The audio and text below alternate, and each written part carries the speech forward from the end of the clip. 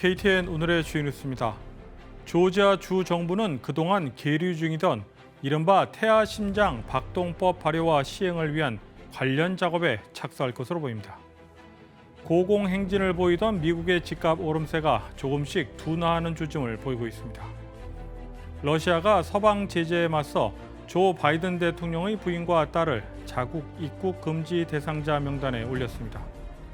테네시주 낙스빌 한인회에서는 지난 25일 한국전 참전 용사들을 초청해 점심 식사와 함께 감사의 마음을 전달하는 시간을 가졌습니다. 이상 오늘의 주요 소식 잠시 후 전해드립니다. 연방대법원의 로데웨이드 판결 폐기 이후 낙태권에 관련한 주지사들의 소속 정당에 따라 주 정부의 입장이 나뉘고 있습니다.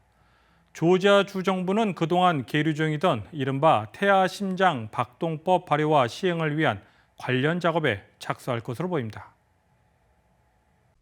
태아 심장 박동법 HB 481은 의사가 태아의 심장 박동을 감지할 수 있는 임신 6주 이후에는 낙태 시술을 금지하는 것입니다.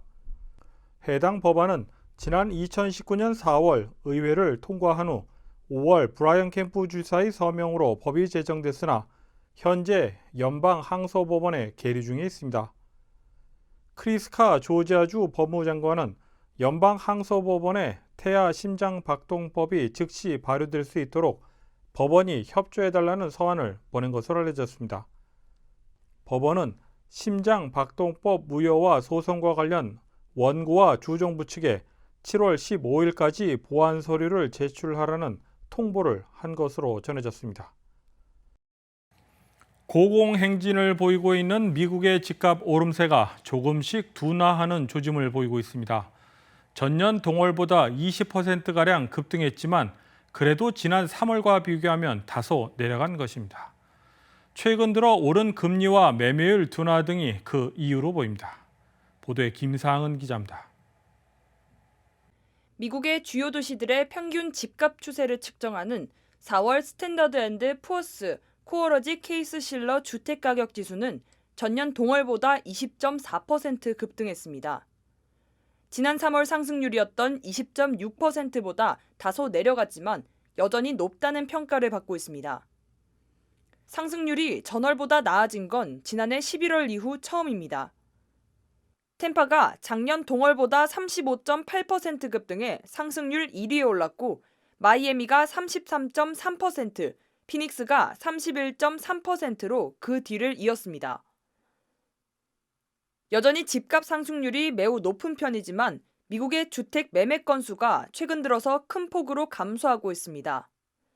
집값이 떨어지고 있는 데는 최근 미 중앙은행인 연방준비제도가 기준금리 인상을 하면서 30년 고정주택담보대출 금리가 4월 5%를 돌파했기 때문입니다. 금리는 최근 6%를 넘어서 수요자들에게 부담이 되고 있습니다. 부동산 중개인협회 NAR이 발표한 자료에 따르면 5월 기존주택 매매 건수는 전년 동월보다 8.6% 급감해 4개월 연속 감소세를 이어가고 있습니다. KTN 뉴스 김상은입니다. 조 바이든 대통령은 텍사스주 샌안토니오에서 주차된 대형 트레일러에서 미립국자로 추정되는 사람들의 시신이 무더기로 발견됐고가 관련해 참혹하고 가슴 아픈 일이라고 말했습니다.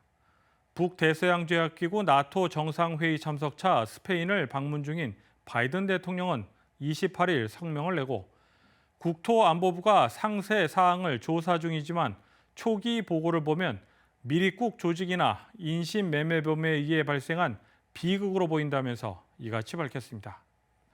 이어 바이든 대통령은 이 사안에 대해 보고를 받았으며 계속해서 후속 보고를 청취할 것이라고 밝혔습니다.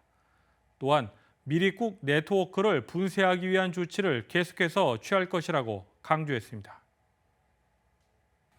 러시아가 서방의 제재에 맞서 조 바이든 대통령의 부인과 딸을 자국 입국 금지 대상 명단에 올렸습니다.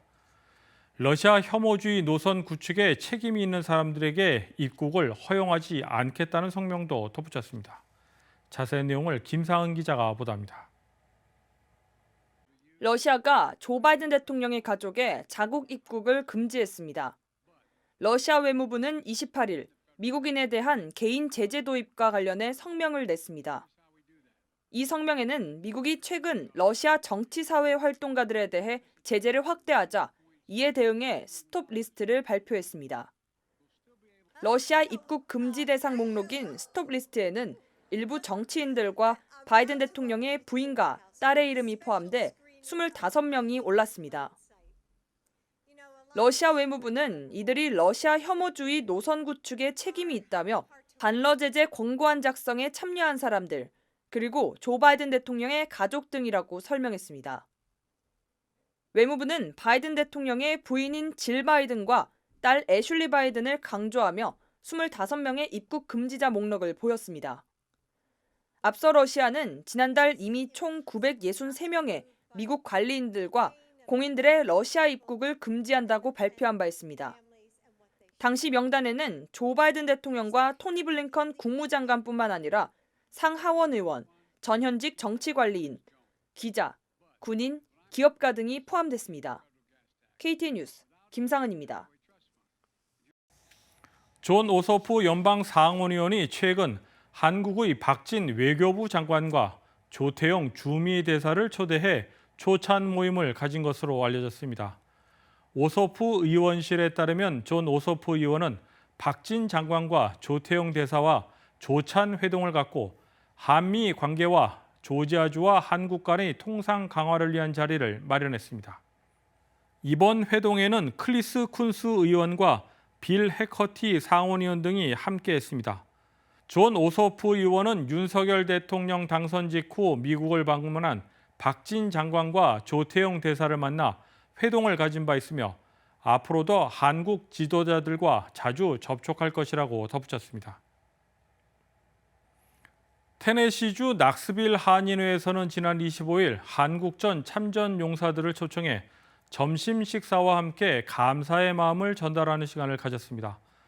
낙스빌 한인회 측에 따르면 한국전 참전 용사 초청 오찬 행사는 지난 19년 동안 지속해오다 지난 2년 동안 코로나19 팬데믹으로 행사를 진행하지 못했습니다.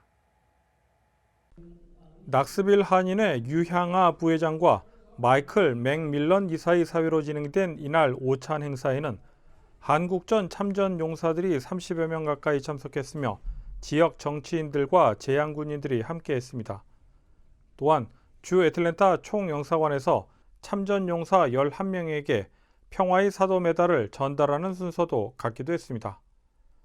낙스빌 한인회 관계자에 따르면 팀 버쳇 연방 하원의원은 이날 행사를 위해 워싱턴 DC에서 행사장을 방문해 직접 축사를 전달하기도 했습니다. 또한 테네시 대학에서 수학한 한국의 이종섭 국방부 장관은 영상을 통해 인사말을 전해왔다고 한인회 측은 밝혔습니다. 낙스빌 한인회 이선복 회장은 한국전 참전 용사들을 위한 오찬 행사가 지난 팬데믹 기간 열리지 못해 2년 만에 다시 열리는 행사에서 매우 뜻깊다고 말한 뒤 한국전 참전 용사들의 희생에 감사의 뜻을 밝혔습니다.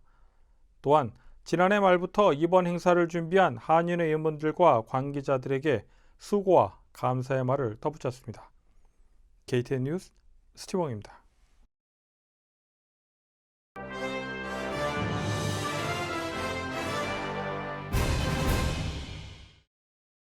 글로벌 경영 컨설팅 업체 알릭스 파트너스는 2024년까지는 반도체 공급 부족 사태의 영향에서 벗어나지 못할 것이라는 보고서를 내놨습니다. 보고서에 따르면 전 세계 반도체 생산량 증가 속도가 늘어나는 수요를 따라잡지 못하고 있으며 자동차 생산이 코로나19 팬데믹 이전 수준에 도달하는 시점은 일러도 2024년이 될 것이라는 분석입니다.